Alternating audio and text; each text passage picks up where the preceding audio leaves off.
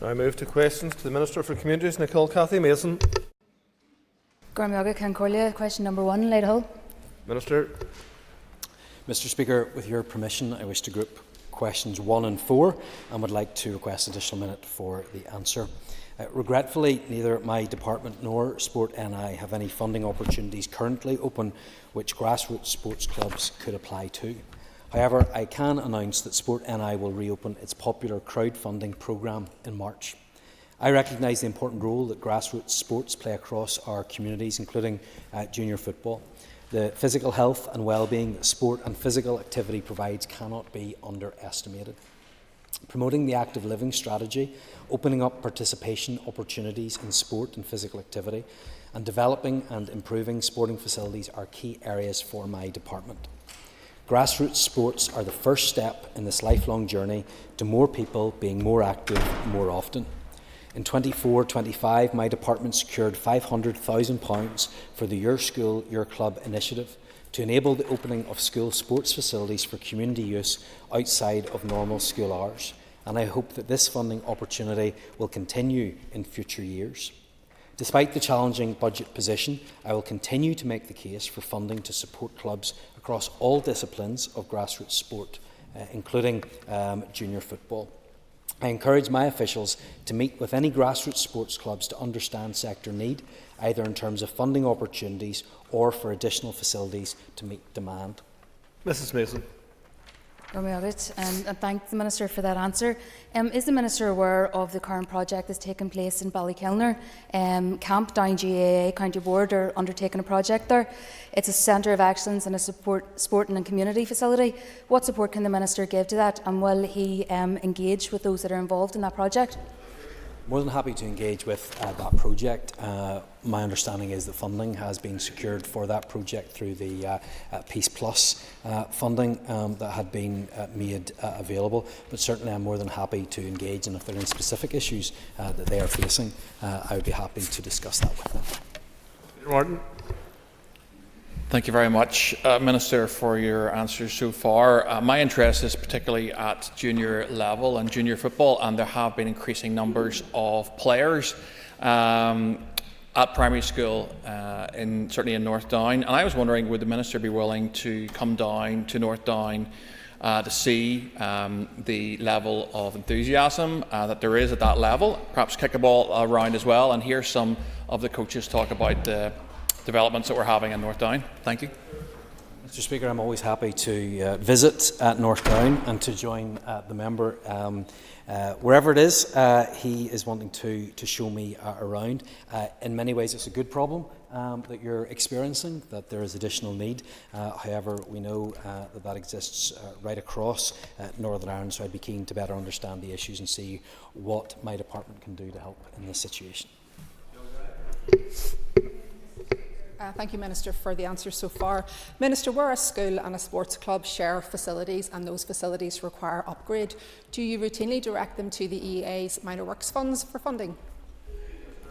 Look, there are a number of ways in which we can help when it comes to improving sporting facilities at schools. Often that is the case, that the Education Authority has a role to play. As I've previously outlined, we have the Your School, Your Club programme, which helps make sure that we're making the best use of the facilities that we have as well, and that so much of our sporting estate is found within the school estate, and I'm very keen to make sure that we can open that up where possible to make sure as many people have access to facilities that are used and funded through public funds. Does the Minister have any opportunities at all in the future for those hardship funds which would previously run through the department up to about £500,000, but for small grassroots groups? Because the difference between those organisations folding can often be a couple of £100. It's not a big amount of money, but it gives them the lifeline to be able to survive and then grow into the future.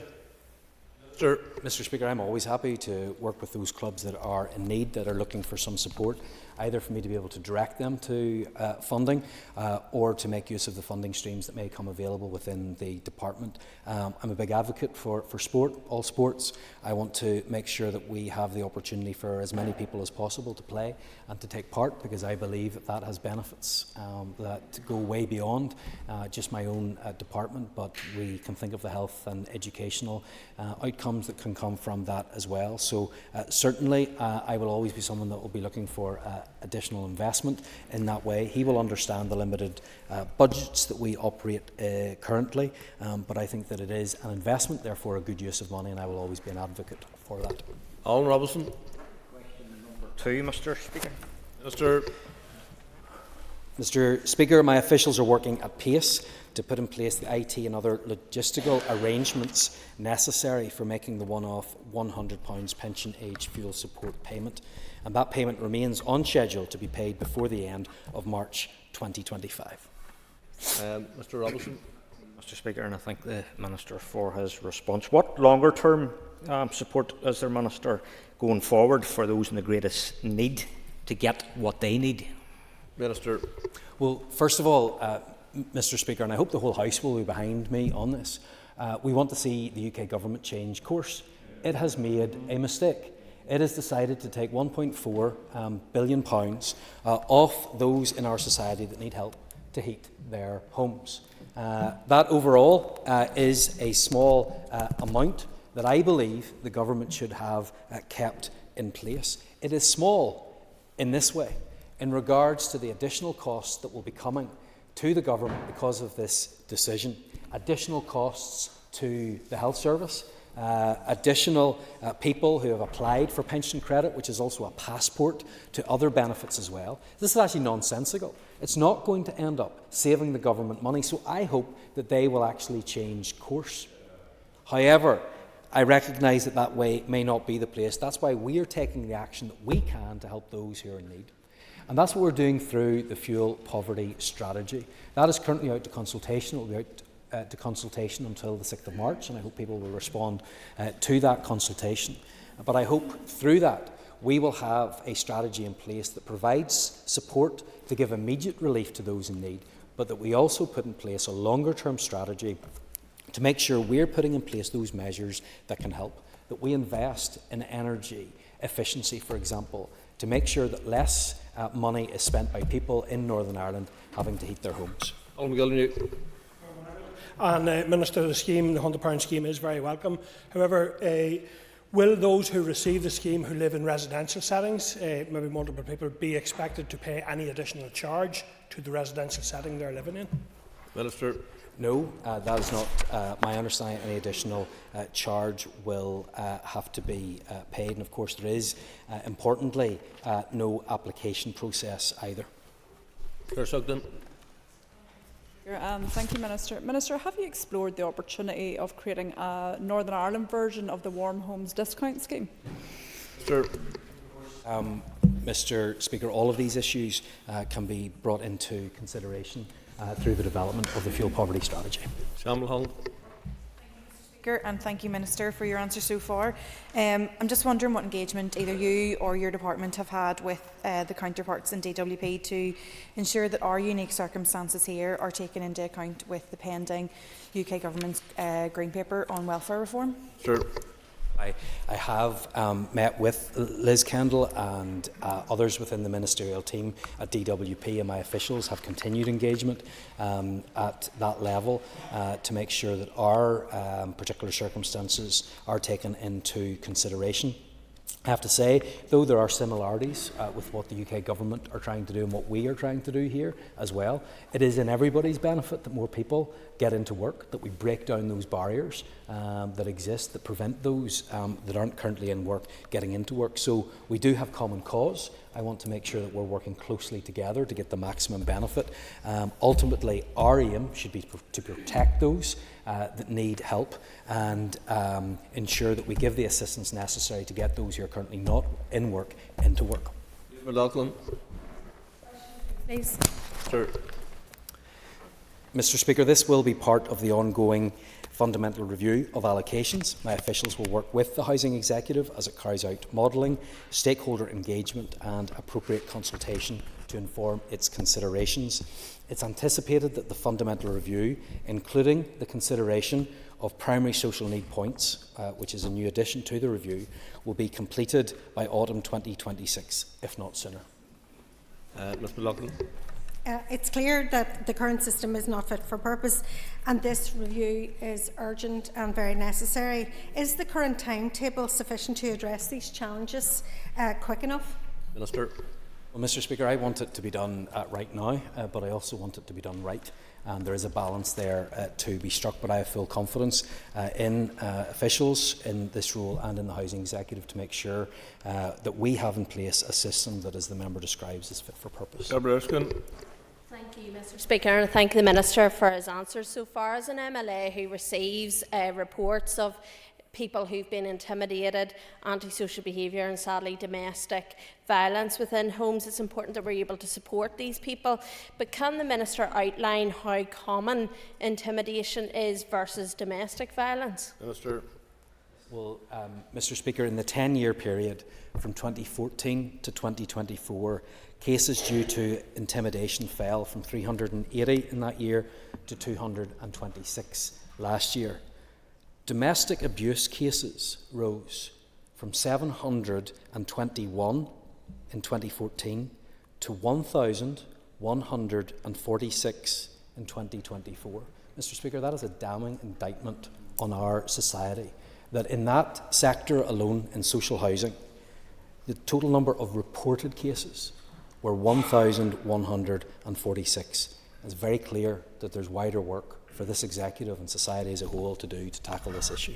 Armstrong. Thank you, Mr. Speaker, and thank the Minister. Minister, can you confirm with the review of primary social needs, now we know it will be out about October 2016, will that review include co-production with victims, or will the consultation be purely based on what the current framework is and add something to it? Minister. Well, just for clarity, it'll be 2026, not 2016. I can do many things, but I can't travel back in time. But what I want to do is to make sure it's as comprehensive as possible and that we consult as many people as possible. As I said in my previous answer to Sinead McLaughlin, I want to make sure that we do this right, and that means that we have to make sure that we speak to as many people as possible and make sure that we have all of the information at our disposal. Doug Beattie. Thank you, Mr. Speaker. Number 5, please, Minister. Minister. Mr. Speaker, my department has issued guidance notes to all eligible applicants to the performance programme of the Northern Ireland Football Fund. The guidance notes are also available on the department's website. Applicants will need to satisfy the department that investment in artificial grass pitches with rubber infill will offer value for money. Mr. Beattie. Thank you, Minister, for your answer.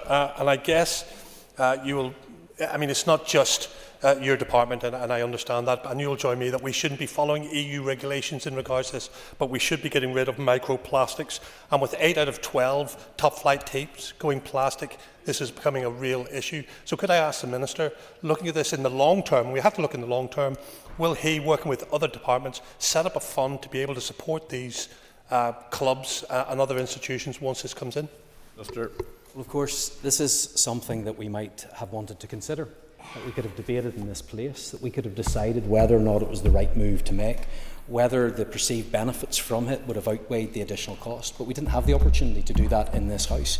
We didn't have the opportunity to decide whether or not this is something that would actually work for us. I cannot commit to additional funding at this time, but of course we will be keeping that and all of these issues under review. Jonathan Buckley.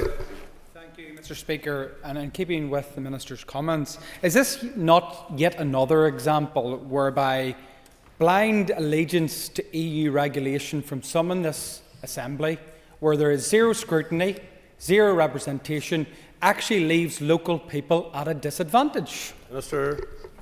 Well, of course it does. All the evidence that we have is that this will drive up costs because we currently have a system in place whereby we can ensure that we have what's needed within the pitches. That is being taken away from us. The alternatives are more expensive, and I think that it may have been a route that we would have want to have gone down. We may have decided that this would have been right, that the environmental benefits outweigh the additional costs.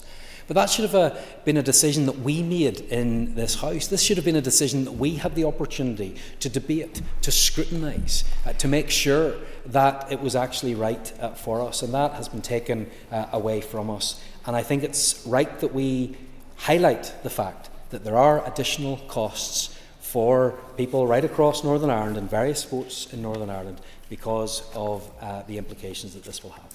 Lee Donnelly. And thank the Minister for his answer so far. What assurances can the Minister give to clubs with existing 3G pitches about support and advice when their surfaces reach the end of their lifespan and require replacement post 2031? Minister. Well, we can certainly give advice, and I'm aware that there are a number of trials being conducted on additional or organic materials that may be able to be used. But I hope the member would agree with me that it would have been better if we would be able to have those discussions in this House and work out whether that instead of needing guidance in the first place, that we could have had the debate as to whether we kept what we currently have.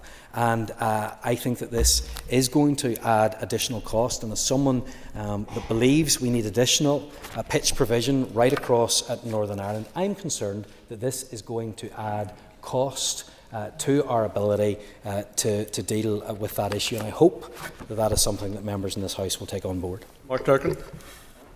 Thank you, Mr. Speaker. I thank the Minister for his answers and welcome the impending and long overdue opening of the Northern Ireland Football Fund. In the terms and conditions, Minister, it refers to the fact that match funding of 5% will be expected from successful clubs. However, in the case of there being a publicly owned ground, that will increase to 40%. Given recent investment of somewhere in the region of £2 million by Derry City Football Club in the Brandywell, in the North Stand, there's still construction ongoing. Will the Minister give favourable consideration to including that as an example of match funding from a club? I hope the member will read all of the documentation that has been put out, and certainly for those who have invested in the past, that does contribute towards higher points within the matrix, and that isn't just through this process but includes past investment as well, because I think it is important that those that have invested in their facilities, that those who have been willing to put money in already will benefit from that. But I encourage the member to read all of the documentation, because I think when you look at the scoring matrix that we have put in place, it is very, very fair, and I think that's been the response from most clubs so far. Brian Kingston. Question number 6. Mr. Speaker, my department's plans for the Clifton Gateway Public Realm Scheme have been significantly impacted by the work being undertaken by the Department for Infrastructure to develop the Eastern Transport Plan 2035 and proposals for the next phase of the Belfast Rapid Transit Programme. Donegal Street, Clifton Street and Carlisle Circus, which represent major sections of our proposed Clifton Gateway Public Realm Scheme, are vital parts of the infrastructure network and are integral to proposals within the Eastern Transport Plan 2035 and form part of the proposed route of the Belfast Rapid Transit 2. For these reasons, my department is unable to further develop its plans for Clifton Gateway Public Realm Scheme, and progress will not be possible until there is more clarity around the Department for Infrastructure's proposals for this area within the Eastern Transport Plan 2035 and its delivery programme for Belfast Rapid Transit 2. Mr. Kingston. I thank the Minister for that answer, and indeed it reiterates what we had heard previously, that the uncertainty over the rapid transit scheme was holding up the progress of Clifton Street Public Realm Scheme. Can the Minister update on two nearby schemes, one for the Lower Old Park Road Public Realm Scheme and the Lower Shankill Peters Hill Gateway? Is there any progress we can report it there? Minister. In relation to Peters Hill, which is Shankill Gateway Phase 1, work is ongoing to procure the works contractor. It's anticipated that the contract will be awarded in April of this year, and site works are expected to commence in spring, early summer, and take 12 months to be completed. And that is investment in the Shankill of £3.6 million. In regards to the Old Park scheme, the Lower Old Park Road Public Realm Scheme area commences just beyond the junction with the Crumlin Road and proceeds along the Old Park Road, finishing at Deanby Gardens. Since these plans were developed, the Department for Infrastructure has identified Lower Old Park Road as a route within the Belfast Cycling Network delivery plan. Officials from both departments are working together to explore any opportunities for collaboration to deliver improved pedestrian and cycling infrastructure within the public realm project in a way that avoids nugatory works, minimises the impact on the local community, maximises the benefits gained from public investment in the area, and achieves value for money. This has had a significant impact on the planned DFC Lower Old Park Road Public Realm Scheme design, for example, in planning permission, budget and programme. John Blair. Mr. Speaker, the Clifton Gateway area is key in delivery of the Belfast Rapid Transport 2 scheme. Hopefully serving North Belfast, of course, but also some areas of my own South Antrim constituency. Can the Minister give any further information on any snag issues that might have arisen around the Clifton Gateway scheme that could be impacting on the delivery of that transport scheme? Prior to the Clifton Gateway Public Realm Scheme being paused, design proposals had been developed, including engagement with key stakeholders. So I suppose the snag is that these design programmes will need to be reviewed and updated to take account of the Eastern Transport Plan and Belfast Rapid Transit outcomes when this scheme is progressed in the future. Matthew Till. Minister, just down the hill from the Clifton Gateway is what is called the Tribeca Quarter. It's falling into dereliction. It's shameful. In a written answer to me last year, spring last year, you said your officials were meeting with Belfast City Council to discuss the vesting of that site. That was in July. What's happened since then, and what is your department doing? Bit off topic, Minister, but it's up to you. Well, Mr. Speaker, as you've pointed out, that is not related to the question at all, but I think it's a very good attempt from the member to try and connect it. So perhaps I could write to the member with that detail, but dereliction is an issue. It's one that needs to be addressed, and I look forward to seeing the dilapidation bill coming forward from the Department for Agriculture. Declan McAleer. I'll get a case to shout to question 7 of the Hall. Mr. Speaker, the Department for Communities Regeneration policy focus is on urban settlements with a population of 5,000 or more. As rural villages and small towns have populations of under 5,000, they sit outside DFC's urban regeneration policy remit. These smaller settlements fall within the remit of the Department of Agriculture, Environment and Rural Affairs. However, my department has led on the delivery of the COVID Recovery Small Settlement Scheme, which was jointly funded by the Department of Agriculture, Environment and Rural Affairs and the Department for Infrastructure. In total, almost £29 million worth of projects are being delivered to smaller settlements across Northern Ireland. And my officials are also currently working with officials from DAERA and DFI, as well as local councils, to develop a long-term, community-led approach to regenerating our cities and towns, which would also include rural villages and smaller towns. And I intend to make a joint announcement on this programme later in the year. Mr. McAleer. His response. Obviously, the Minister may not want to reveal details of his proposals, but would it likely encompass a successor to the small settlement scheme? Well, the member's right. I don't want to be giving too much away on that. However, I hope that he recognises my commitment to making sure that we are leading when it comes to regeneration of cities, towns and villages of all sizes. Obviously, there are different responsibilities that fall in with within the remits of different departments. But I'm pleased with what we were able to do under the COVID Recovery Small Settlement Schemes, and will continue to make sure that we are delivering, and we have already delivered in the West Tyrone constituency in this regard. We're providing funding of over £6 million towards the planned Public Realm Scheme in Strabane, and there's significant city deal investment of £102 million planned for Strabane to include the Canal Basin and neighbouring sites, and that will make a real difference in the member's constituency. Well, Brett. Thank you, Mr. Speaker. Minister will agree with me that the best small town in the North Belfast constituency is that of Glengormley. Just before Christmas, the Minister kindly listened to representations to award £2.5 million to Glengormley Town Centre for a public realm scheme. Does the Minister still stand over that important commitment of regeneration of that part of North Belfast? Minister. Yes, of course, absolutely. I know that's an area that is very dear to the member's heart, and I thank him for the continual, constant lobbying that the member has been involved in up until this point, but certainly the commitment from the department stands. Patsy McDonald. Thank you, and thank you, Minister. Minister, in 2023, your department funded a £110,000 scheme to explore regeneration projects in 10 rural villages. Can you give us an update on those specific locations, please, Minister?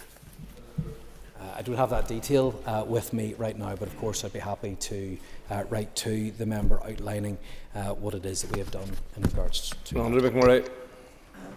And thank you to the answers so far. Also communicated with you on this subject as well. The Village Catalyst programme was welcome. It concentrated on historic buildings. I'm just wondering, can the Minister confirm are there any plans in the rest of the mandate to support bringing empty buildings back into use in rural villages and towns?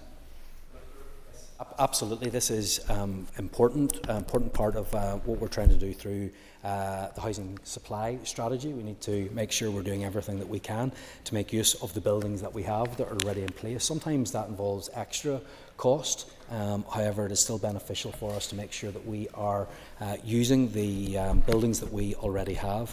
And so I've engaged with HED in relation to this and other interested stakeholders who have had experience of converting and reusing existing buildings. And I hope that we will see more of that to tackle not only the issues that we have in Northern Ireland in regards to housing, but also other ways in which we can reuse existing buildings for the benefit of our economy and our people more widely. Diane Forsyth.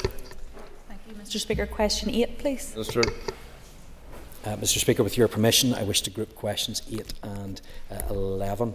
I understand and acknowledge the sector's concerns about the impacts of recent UK Government budget decisions, including the increase to employers' national insurance contributions. My department currently has 2 contracts with the voluntary and community sector organisations. Both contracts provide demand-led services, therefore contractual targets are not suitable for these contract types. My department also provides grant funding to a number of voluntary and community organisations. These funding relationships do not involve contractual targets. Instead, organisations are funded to deliver agreed objectives in line with an outcomes-based accountability approach. My department adopts a flexible approach to grant making. Where delivery partners working with my department are facing significant unexpected cost pressures, my officials are willing to consider all reasonable requests for changes to agreed objectives. Organisations grant funded by my department can retain the full amount of any employer's allowance received, which offsets some of the employer's national insurance contributions burden for small organisations. The substantial increase to employers' allowance included in the Chancellor's recent budget announcement is expected to offset some of the increase, and my department encourages all eligible organisations to claim this allowance. In recognition of the impact of the announcement, alongside the Minister of Finance and Minister for the Economy, I have met with the NICFA Chief Executive and voluntary and community sector representatives to discuss this issue and the wider financial challenges faced by the sector. The Finance Minister subsequently wrote to the Chief Secretary to the Treasury, outlining the pressures that will be faced as a result of this policy decision. The correspondence requested that HMT consider providing support to those outside the central government sector who provide vital public services and who receive funding from central government. Mr. Speaker, and I thank the Minister for his answer and his ongoing engagement with the voluntary and community sector, in particular coming to the all-party group meeting recently to hear directly the voice from the sector. And I just want to ask the Minister, is the Department currently providing any additional support to the sector given the challenging current environment? We're committed to the principle of full cost recovery and brokering funding arrangements with sector providers, and where delivery partners are facing significant unexpected cost pressures, we will consider all reasonable requests. But I have demonstrated my commitment to the sector by providing a 5% uplift to key DFC funding programmes in this year's budget. And this additional funding was provided as a contribution towards the pressures organisations face due to rising costs. Mrs Dodds. Thank you, Mr. Speaker, and thank you, Minister. I know that you will agree with me that the voluntary and community sector directly help those who are most in need at their point of need. We listened with interest to the Secretary of State's speech last week. Do you think he has any idea of the impact that his government's budget decisions will have on the voluntary and community sector here in Northern Ireland, and particularly on the most vulnerable people in Northern Ireland? Mr Speaker, I don't think this government have any idea about the implications that its decisions are having for people right across Northern Ireland, whether it's farmers, whether it's pensioners, or whether it's the voluntary and community sector that are doing key work in making sure we tackle some of the most pressing issues in society. All they are doing is making it much more difficult, and that includes the voluntary and community sector, which is why I will continue to make the case against it. Moving to topicals, Daniel McCrossan.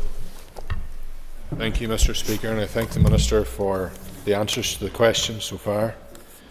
Minister, Men Shed are with us in the Assembly today, and as you'll know, they play a huge role in tackling isolation, especially for men in rural communities, and improving their mental health and well-being. But unlike in the South, where the government funds them for this important work, they receive no central support or funding here. Minister, will you meet with the Irish Men Shed Association to discuss providing them with some modest funding? Minister. The member will be aware of the very tight budgetary conditions that we find ourselves in, and the significant cost savings that I have had to make in the last 12 months in order to deliver a balanced budget. However, I'm always willing to meet with those in our society who are making requests of government, and especially so if they are lining up with the objectives that we are trying to achieve as an executive. Mr McCrossan. Minister, for the answer, and Minister, I also welcome that you will meet with Men Shed should they seek that meeting. In fact, it would be great if you could see them today if they're in the building, just briefly. It'll take a small amount, as I'm sure you'll understand, with the budget constraints even in consideration, to fund this important organisation and the work that they do. Can you and the Health Minister maybe work together to see if we can find some form of funding, no matter how modest, to at least assist them in the important work which will have considerable benefits for the health and well-being of those involved? Minister. Mr Speaker, I'm happy to look at any proposal that comes from the organisation that he mentions, and if appropriate, I'm more than happy to write to the Health Minister to see what can be done jointly if the objectives which they are outlining align with the programme for government. Buckley. Thank you, Speaker. This past week has seen a huge victory for common sense in the United States, with President Trump signing an executive order protecting women from biological males competing in their sports. Women have had their dignity taken, records stolen, and safety compromised in the advancement of these cultural woke ideologies. So can I ask the Minister, what assurances will he give women's sport in Northern Ireland that they will be protected in a way that ensures fairness, safety and integrity? Well, Mr Speaker, let me make this very clear in terms of my own position. I don't believe that there's any room for men in women's sport. I think for two reasons. First of all, fairness, and secondly, in terms of safety. Sport is inherently physical. The physiology of the sexes matter, and I think that everyone should be getting behind the notion that women's sports are reserved for women. I think most people will agree with that, and in fact it's very regressive to think anything else. Mr Buckley. Thank the Minister for his answer. Minister, these same woke ideologies are being advanced and made available through libraries NI to underage children. What will the Minister do going forward to ensure that children are safeguarded and protected from inappropriate and dangerous content? Sir. Well, Mr. Speaker, I've made my position on this very clear. I believe that libraries and I should be a safe place. I think that parents should and must have confidence in the books that are available, and we need to be making sure that we do everything that we can to protect children. I have made my views clear to the Board of Libraries NI, to the Chairman and to the Chief Executive, and I hope that people that would agree with where the member and I are coming from would also make sure that their views are made known, because I do not believe that the vast majority of parents would agree with some of the literature and books that have been made available in our libraries, and it is right that we stand up and speak out against it. Trevor Clark. Thank you very much, Mr. Speaker. Minister, can I ask you, in terms of your office and the funding for the Arts Council Northern Ireland, what you are doing to address the regional balance? Well, I'm grateful to the member for raising this question, because it is a really important one. We must have regional balance when it comes to funding for the arts. Everyone deserves to have access to the arts, and this will be a central theme of the work that I am undertaking to develop a new arts policy, which I announced in July 24. That's a policy that's going to fill the long-standing vacuum, and it will be an important step forward in articulating and realising the benefits that the arts currently deliver, and the potential that we have to do more and to go further. It will be based on several core principles and priorities, which I set out in my written statement in July last year. Clark. Can I thank the Minister for that answer, and indeed the importance that you're placing onto that. And I'm sure you're like me, you'll be forgiven for believing that arts only seems to focus in a very small number of places. So what can you do to assure all of those other groups who do deserve equal funding and equal balance that this what you're introducing now will address that? Well, Mr. Speaker, I want to find new ways to support the arts, to maximise the contribution that it can make in terms of driving equality of access and opportunity across socio-economic groupings, age, geography and so on. I want to encourage greater participation, particularly from people and communities that might feel that the arts are not quite for them, or that their cultural or artistic activities and traditions don't quite fit. So I've written to the Chair and Chief Executive of the Arts Council with a letter of expectations. We can't maintain the status quo and simply hope for change. The arts should be enjoyed and experienced by every community equally in Northern Ireland, and that is not always the case. I recognise that some realignment of funding will need to accompany a realignment of priorities, and I also realise that this realignment will have implications for some existing plans and programmes. So it's for that reason that I thought it was reasonable to give the Arts Council timely notice in form of this letter of expectations. And in all of this work, I will continue to advocate for the arts and to make the case for more investment, but importantly, well-targeted investment as well. Philip Rep. Mr. Speaker, Minister, you will be aware of the religious discrimination case taken by an out-of-court settlement won by boxer Darrell Clark, indeed a constituent of yours. Minister, this is an issue that I have been raising since this issue took place. Does the Minister share my concern that 12 years after the Duncan Morrow report into amateur boxing here in Northern Ireland, that sectarianism and discrimination against Protestants seems to continue? First of all, Mr. Speaker, I hope that you will let me put on record my sympathy, and I'm sure those of the whole House, on the passing of John Cooney. My thoughts are with John's family, friends and all those in the boxing world who knew and loved him. It was a tragic event, and I do want to commend the medical team at the Ulster Hall and all of the staff at the Royal Victoria Hospital for their work.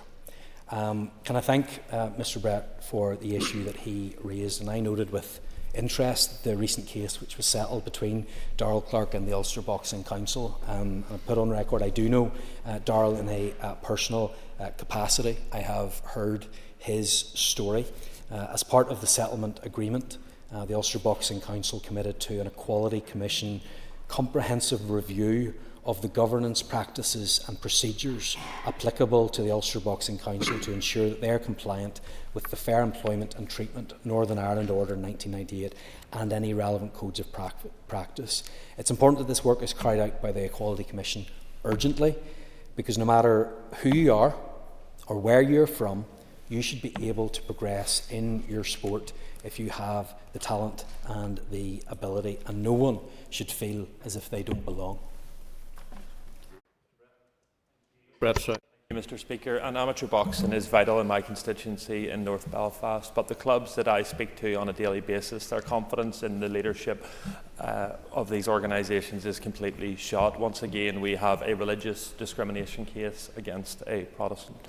What proactive steps will you take, Minister, to ensure that regardless of class or creed, that any young person here in Northern Ireland has access to the exact same opportunities? I completely agree with the member, and following a meeting with Sport NI and officials from sports branch within my department, I have made clear the urgent need to progress this work and make sure that recommendations from the report are implemented. But I am also considering what implications this may have to current and future funding arrangements. Sporting bodies should only be receiving taxpayers' money if they meet their equality obligations. Nick Matheson. Thank you, Mr. Speaker. Can the Minister outline what support his department provides to housing associations in Northern Ireland to deal with the impacts of paramilitarism in their housing schemes? Minister. Well, the member will know this is an issue we've been working on lately. In terms of, I don't know what this financial support the member is referring to, I can certainly provide that information, because through the Housing Executive and Housing Associations there are a number of programmes in place to deal with that, but I can get him the specific information that I just don't have on hand right now. Mr. Matheson. Thank the Minister for his answer. The Minister will be aware of certain housing schemes where the influence of paramilitarism is really significant, such as Weaver's Grange in Newtownards, where Clonmill have been dealing with long ongoing issues in managing the influence there. Can the Minister provide an assessment of the level of data sharing that is available for housing associations with the PSNI to help them effectively tackle the impacts of paramilitarism and paramilitary influence in their housing schemes?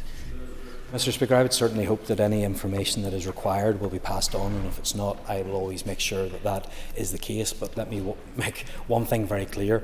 There should be no role whatsoever for paramilitaries in any issue to do with housing, and if that is the case, that should absolutely come to an end. Whenever housing is being talked about, when it's being discussed, when it's being allocated, that should be on the basis of need and in accordance with the housing selection scheme. Thank you, Mr. Speaker, and I thank the Minister for his answer so far. Can I ask the Minister what the cost to his department is of temporary accommodation over the last 5 years? Minister. Yes, Mr. Speaker, in each of the last 5 years, the total non-COVID expenditure on temporary accommodation is as follows. 12.6 million, 13.7 million, 14.8 million, 26.4 million, 33.2 million, and provisional for 24-25, 35.4 million. Mr. Brooks. Thank you again, Mr. Speaker. Minister, those are concerning figures to anyone that hears them in a time of budgetary constraint and housing crisis in Northern Ireland. Can I ask what measures you're taking to counteract that? Well, Mr. Speaker, we are living in unprecedented times when it comes to housing stress, and this means that we must do things differently. The Housing Executive already has a task and finish working group who have started to curb the trend of temporary accommodation spend. However, we need to do much more, and for that reason I will be making a significant announcement in the coming weeks which will see us make more provision for temporary accommodation and significantly reduce the long-term cost. Minister, could I ask you to give us an update on the work to ensure the safety of disabled residents of high-rise towers following the Grenfell inquiry report?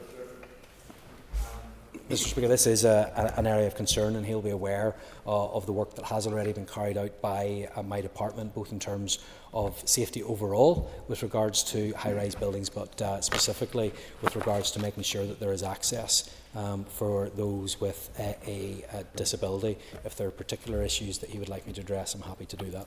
Mr. Gilrenew. Well, just to say I welcome the moving today of the sign language bill, but what is your engagement around a range of disabilities to ensure that it's safe for everyone? Well, obviously that's what we want to make sure that we have a clear plan for, and that's why I'll be bringing forward a wider disability strategy which will ensure that we have the support in place to make sure that the public sector and others know that the actions that are required of them to make sure that we have the full inclusion and safety of those in our society with a disability. Peter McReynolds. Minister, will you confirm if the funding provided to housing associations to build new homes will include the amount required to meet developer contribution costs? Mr. Speaker, that is currently under review, and look forward to making a further announcement on that soon. Thank you, Minister. On that basis then, Minister, have you potentially encouraged the Department for Infrastructure to update Northern Ireland Water's priorities to include house building in order to meet the growing number of people living in homelessness across Northern Ireland? Mr. Speaker, this is an issue that I have raised frequently with the now former Minister for Infrastructure, both around the executive table and also in correspondence and in meetings with him. If we are serious about house building in Northern Ireland, if we are serious about making sure that we have the homes that people need, then we need to address the wastewater infrastructure issues. That means that we need to look at alternative solutions, because simply doing what we have always done is not going to cut it, and it's not going to build the homes that we need. If members would take their ease whilst we change the chair.